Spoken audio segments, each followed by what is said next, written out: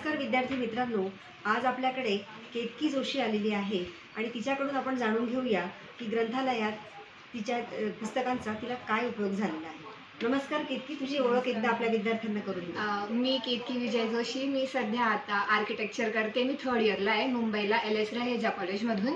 आणि माझं शिक्षण 11वी 12वी विज्ञान शाखेतून SPDM कॉलेजमधून झालेलं आहे.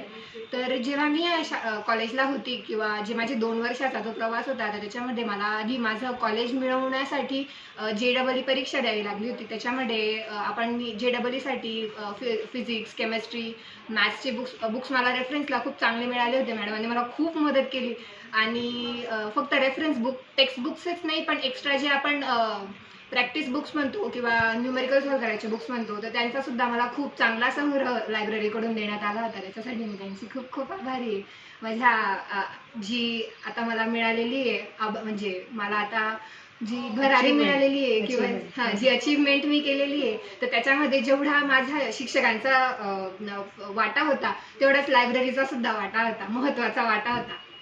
बरं, आता केतकीनं इतर जे काही टेक्स्ट बुक आहेत किंवा रेफरन्स बुक आहे, JEEचे पुस्तकं आहेत, त्याचा तो तिला उपयोग झालेलाच आहे. पण अवांतर वाचनही तिचं इतकं सुंदर होतं की तिला सलग 2 वर्ष आदर्श वाचक, ग्रंथालयातर्फे दिला जाणारा आदर्श वाचक हा पुरस्कार सुद्धा तिने पटकावलेला आहे. तर आपण तिच्याकडे जाणून घेऊ तिच्याकडनं की तिने आणखी अवांतर कुठली कुठली पुस्तकं वाचली.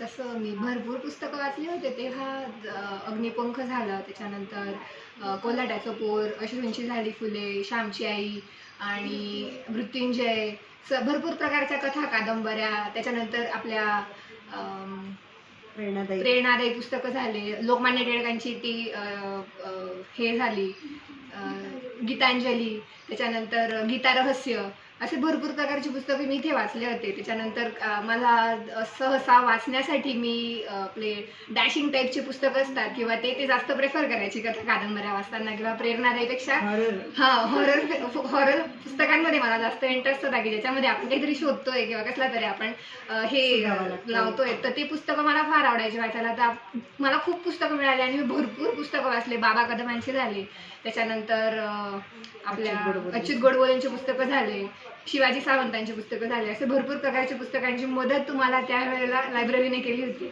तिला म्हणजे हे काय वाटतं की एक पुस्तक जे आहे पूर्ण आपलं आयुष्य बदलून टाकत असतो, एक गुरु किंवा एक मित्राची भूमिका एक पुस्तक करत असतं, तर तुला काय वाटतं त्याविषयी?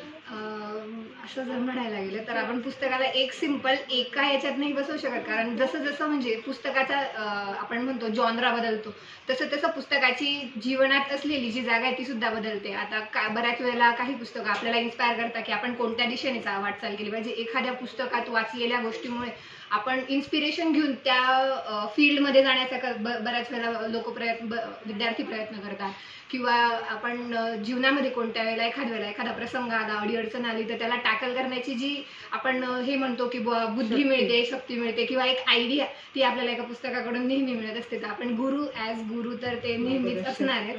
पण जेव्हा असं एखाद्या वेळेला बोर होतंय, दीपस्तंभ, त्याच्यानंतर एखाद्या वेळेला असं बोर होतंय टाइमपास करण्यासाठी वगैरे सुद्धा पुस्तक मध्ये आपण पुस्तकाला मित्र म्हणू शकतो. मनोरंजन करण्याचं काम मित्र म्हणून आपण पुस्तकाला तेव्हा हे करू शकतो. त्याच्यानंतर कोरोना काळात अनेक विद्यार्थी खूपच डिप्रेस झालेले होते की काय करावं, किंवा आपलं सिच्युएशन अशी होती की ऑनलाईन टीचिंग सर्वत्र सुरू होतं आणि घरातही विद्यार्थी पूर्णपणे 24 तास घरात असल्यामुळे तोही फार कंटाळलेला होता.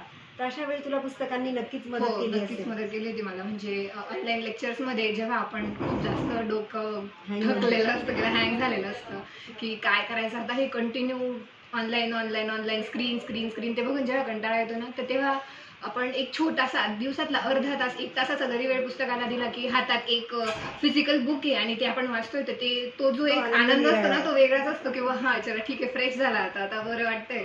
असं की एक दिवसभरातून एक बफर स्पेस म्हणून मी पुस्तकांकडे नेहमी बघायची किंवा शांती आहे, काहीतरी आहे. 10 पानं तरी तू वाच. 10 जास्त करायची. मला आवडतं वाचायला खरंच. तर अशा प्रकारे आपण आदर्श वाचकाची आज छोटीशी भेट घेतलेली आहे आणि तिच्यावरून, तिच्या शब्दांमधून अनेक विद्यार्थी प्रेरणा घेतील अशी मी आशा बाळगते. धन्यवाद केतकी.